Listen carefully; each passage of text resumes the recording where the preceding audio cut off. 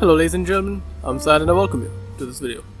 Now, this video isn't about the detective horror game that we are working on, if you know about it. It's rather about a small game that I made for a game jam, cause even though I didn't really make anything impressive, yet some interesting things happened during this jam period that I and maybe you can take something from. This video is nothing but a memory of my journey of making this game jam. Now, before I start, this game I'm talking about is out on itch. Give it a try. The name's Wailing Lighthouse. Links in the description. It would truly mean a lot. Also, there's a link to 2 other cool games made by my friends. If possible, give them a try too. It would make our day. And also, join our Discord page. Give us feedbacks on this game. And also help us in our journey in making our main game, which is a Silent Hill plus Twin Peaks inspired narrative horror game. Anyway, so the story starts from somewhere late of December 2024, when there was a burst of excitement among my friends about this jam, and I knew I wasn't gonna partake because I was busy working on my main game. But then, as luck would have it, it didn't take 4 days for me to feel an immense degree of FOMO. Such was the environment around me, everyone teaming up, everyone talking about their games, planning their games, and all happening around me, that I had to get on with that too. Now that's not a great way to start a creative work, when your reason for creative work is peer pressure, won't you agree? But eventually I came up with an idea that kind of clicked with me. The premise was simple.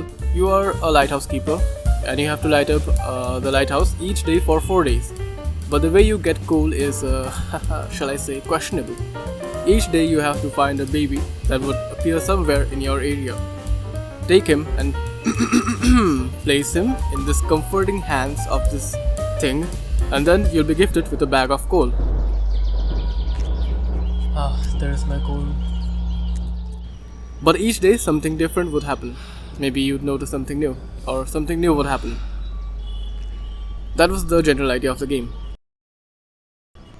Atmosphere in games, the environment, is perhaps what interests me and motivates me at a very strong personal level. And that's why all games that I have thought of making or have tried making all kind of lean towards that. And so this idea clicked with me. A lone man in a dark, cold, isolated land with nothing but his small house and a tall looming tower surrounded by water.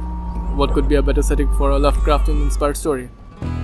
Now, whenever I would show my progress to my friends, often the focal point of discussion would be why his face looked so pathetically sad.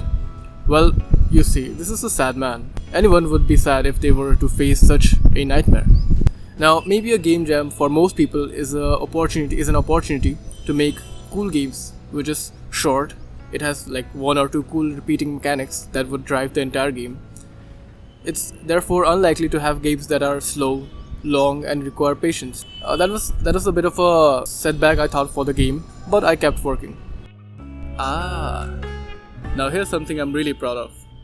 Forget the game. Look at this logo, man, that I painstakingly cut each letter out from a plane for. So imagine the feeling I got upon showing off this to my friends, expecting nothing less than a shower of praises, when they pointed out that I spelled studio wrong. It's corrected now.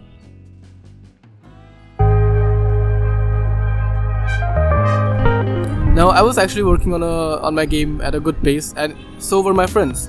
Although, to be fair, you don't really know if your pace is right until you are close to your deadline. That's something I learned from my previous jam experiences. Anyway, it was nighttime when, out of nowhere, we were hit with a giant double-edged sword. The game jam deadline extended. Not 2 days, not 1 week, but 1 month. Now, you have to understand just how much this can disrupt the whole mindset and motivation of a jam. Needless to say, all of us left our work for some time, only to return slowly to our projects few days later. And you can guess what could that mean for a mediocre programmer like me. I had forgotten my code's game scene hierarchy and the reasoning to some game design decisions. The game has a maze-like cave that you'll need to traverse through to get the coal for the day.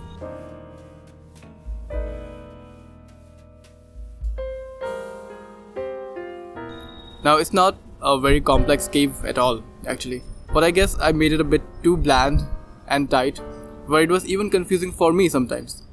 So I decided to add a map to the game. And no, I'm not talking about the map that's a projection of the level from top view. No, we don't do that.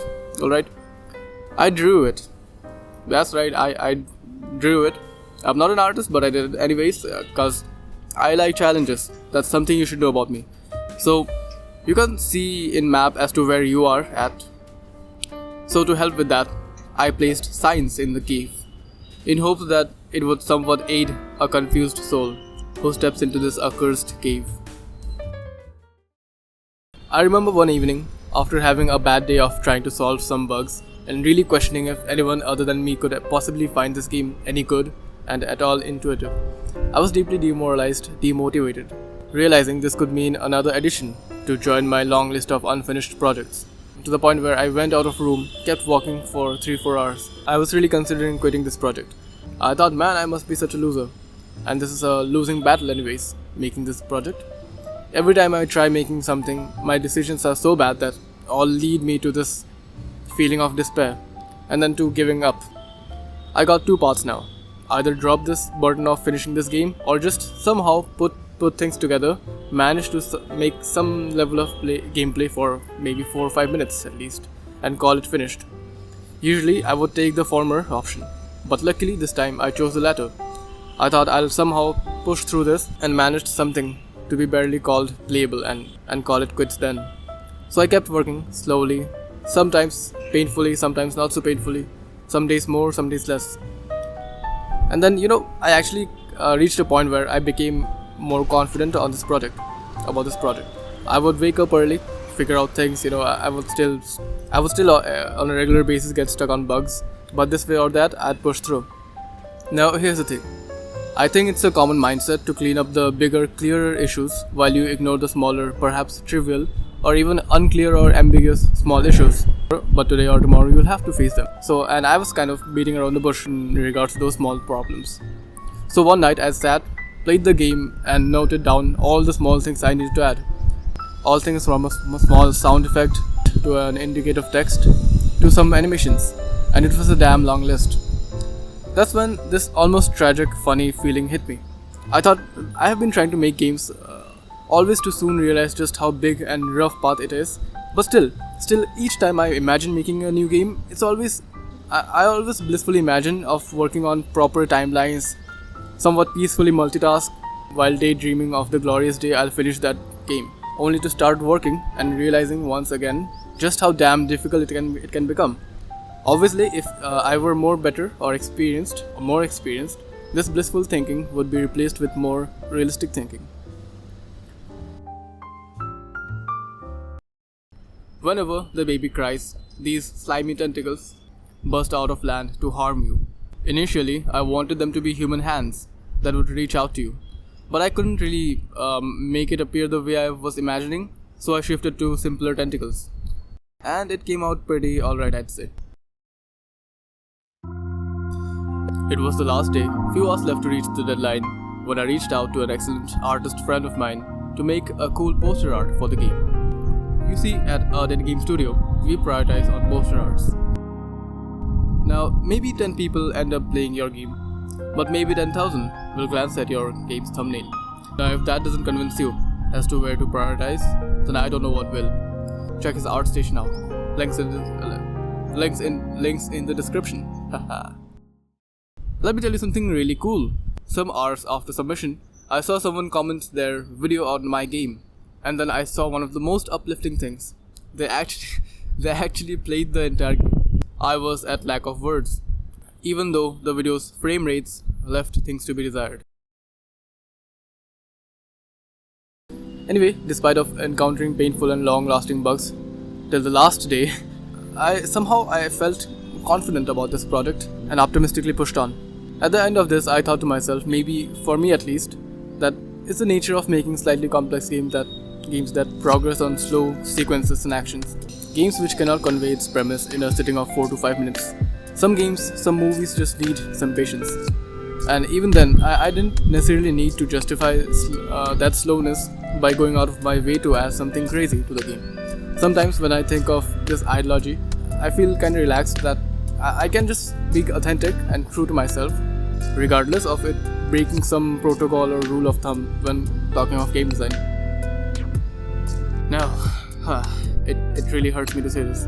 2 days after the deadline, upon playing it randomly once, I encountered a bug where the bots on attack audio would keep looping, and it's really annoying. I spoke to one of the admins, one of the organizers, and he told me not to update the game now as it would be unfair.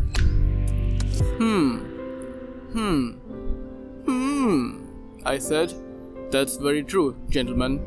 As I picked my fedora and stick, I turned around, shed some tears and some skin, and walked away in disappointment. So the best thing I could do for now was to add a note about the bug in the game's page. So yeah, that's why playtesting is really important, children. Never miss that. After completing the game, I felt like I have not done everything I could have and to full potential, neither all in a solid way. Rather, it felt like I have just managed somehow to finish it, and there is a great degree of duct taping involved. But I also feel like nothing's wrong with that. The entire journey was one of bittersweet types. And after its completion, I feel slightly less afraid of the idea of making such narrative games, which don't need to be of great graphics, great juicy feel, nor fast gameplay. For any long-time follower wondering what's up with our detective horror game, first of all, I'm really very sorry for being so absent lately. Secondly, we are still working on it. We couldn't work for about 2 months due to some reasons, but we are back at it. Stay tuned, some major updates are on its way. Thank you.